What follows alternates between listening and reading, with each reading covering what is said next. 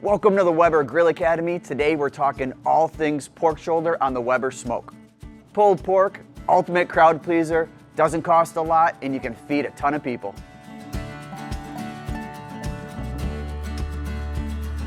I'm gonna walk you through the prep, the seasoning, and getting it on your pit. So the first part of the pork shoulder is the prep. And what I like to do is I like to kind of just lift it up, take a look at it, see if there's any loose bits of meat or fat hanging off there, and I like to give it a little bit of a trim. All this stuff's gonna do is burn up anyway, so I may as well just take it off now. So this pork shoulder has a pretty thick fat cap.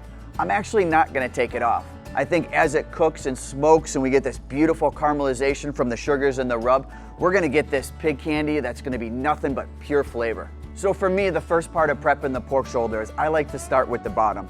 So I'm gonna turn the pork shoulder over and start with the bottom. I'm gonna give it a very thin layer of mustard, rub that in so it's just nice and coated. I don't wanna see any clumps or spots where it's very thick.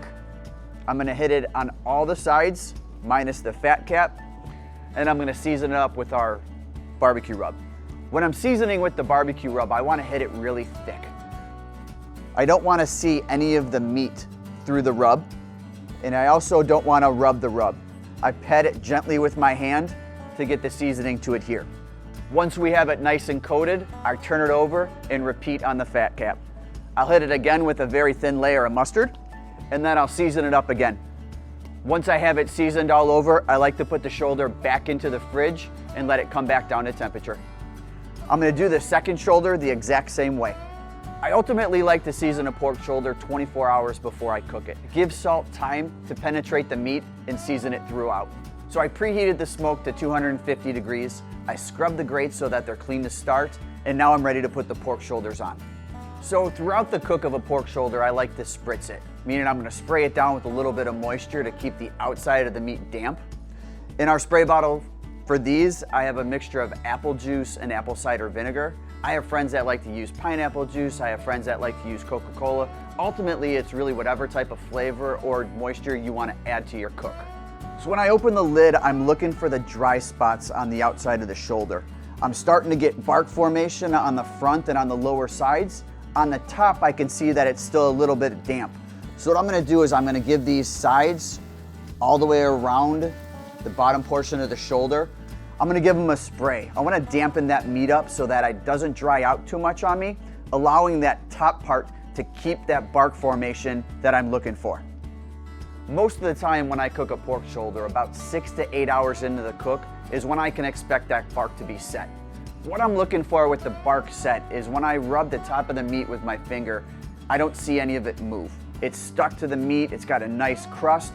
What I can see on the top though is I still have a damp section. If I was to touch that with my finger, it's a little bit sticky, the seasoning's gonna stick to my finger, and ultimately, we're gonna lose that flavor on our meat. We just took these shoulders off the Weber Smoke. Checking out our bark, I rub the top of it with our finger, it sticks, they're ready to go. I know the temperature typically for shoulders when the bark is set is between 160 and 170. I simply use that as a guide. It's when the bark is set. So now it's time to wrap these. I like to use heavy-duty aluminum foil, 2 sheets folded together. This way, the bone can't puncture the outside of the foil and we lose all those juices we're trying to save. I like to place the shoulder in the foil, fat side up, and then it's almost like a fold to get this thing closed. For pork shoulders, I choose to use foil over butcher paper. With the amount of juices and everything else that I want to save with this pork shoulder, foil just works the best. If you're going to use a probe for your pork shoulder, now's the time to put it in the meat. So probe placement on a pork shoulder is I'm looking to get about halfway up the meat into the centermost portion of the shoulder without touching bone. So now the shoulder's ready to wrap. I'm going to do almost a folding method and keep the shoulder centered. I don't like to crimp the edges of this foil and keep it airtight. I want to allow some of that steam to escape. So our pork shoulders are wrapped, they're ready to go. We're gonna go put them back on the grill to finish. The notification on our timer went off to go check our shoulders. I had it set for 199 degrees. That's the temp that I like to start probing. Now what I like to do though is follow up and check doneness. So I'm gonna use the same probe. I'm gonna come into about the same spot where it was sitting, and I'm gonna kind of poke around a little bit. I'm looking for a feeling. About a warm peanut butter, it should slide in with no resistance. So we're checking for the doneness in multiple places. I wanna make sure that it slides in nice and easy. These feel great to me. I'm gonna take them off and get them ready to rest. I've left these out on the counter for a little bit. I wanted the shoulders to stop steaming. I typically do that before I put them into a cooler. Reason being, and I don't 100% know the science behind it, but I think it yields a better product in the end. So I like to rest these shoulders for about 2 to 3 hours. I want the meat to be extremely tender. Our shoulders rested, it's now time to pull it apart. We have all these beautiful juices in the bottom of the foil. I want to make sure that I don't lose any of that. So I'd be very careful when I'm opening it up. A great rule of thumb with your shoulder to confirm and make sure that it's done is the bone. We can see it sticking out the one side. I come in here and I just start jiggling it and out it comes. Beautiful. The next thing I like to do with the pork shoulder is I actually take the fat cap off. I'm not throwing it away. We're gonna save it. We're gonna dice it up and add it to it after we pull, but it's an important part of the step to me. Nobody wants a thick hunk of fat in their sandwich. We have this beautiful pink color on this shoulder. Part of it's from the smoke ring that happens while we're cooking. Part of it's from the process of cooking it itself, but it's nothing but beautiful tender meat that we have. Man, the bark on this is just beautiful. You know, we have all this flavor that we saved. The foil helped keep all these juices in. We're gonna add that back in at the very end. These are gonna be some awesome sandwiches.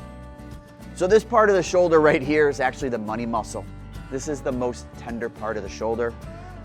Just an incredible piece of meat right here. I have about a little over a cup, it looks like, with these juices. Oh man, look at this.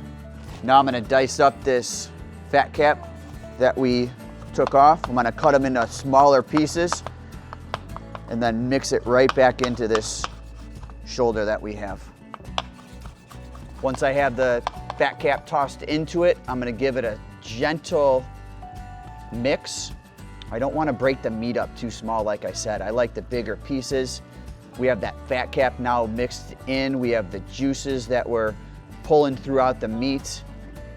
Now it's time to make these awesome sandwiches. I'm keeping it simple. We're gonna do some pulled pork. We're gonna top it with the barbecue sauce and then hit it with a little bit of coleslaw. I like to put some onion rings on there sometimes. I mean, you could put literally whatever you want on these sandwiches. Make it your own. Just start with a really awesome cooked shoulder.